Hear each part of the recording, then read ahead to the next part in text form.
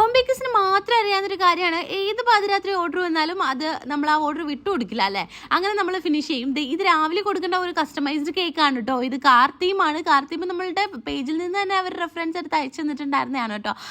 ആ ഒരു കേക്ക് ഞാൻ കുറേ ആയി ചെയ്യുന്നു കേട്ടോ. അങ്ങനെ ഇച്ചാപ്പി എനിക്ക് നല്ല സപ്പോർട്ടീവാണ്. അതുകൊണ്ട് തന്നെ വേറെ കുഴപ്പങ്ങളൊന്നും ഇല്ല.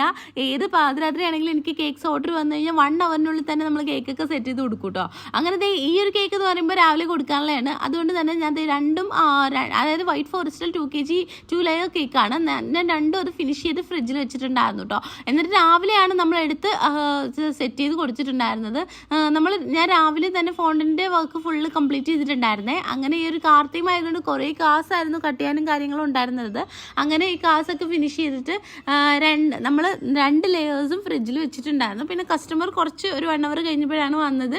അങ്ങനെ നമ്മൾ കസ്റ്റമർക്ക് ഡെലിവറി ചെയ്തിട്ടുണ്ടായിരുന്നു കേട്ടോ. അങ്ങനെ എനിക്ക് ഈ ഒരു തീം നല്ല ഇഷ്ടമാണ്. നിങ്ങൾക്ക് ഇഷ്ടമാണെങ്കിൽ കമൻറ്റ് ചെയ്യണം കേട്ടോ. ഈ ഒരു ടോപ്പർ എനിക്ക് ഇഷ്ടപ്പെട്ടേ. അപ്പോൾ ഇത്രയുള്ള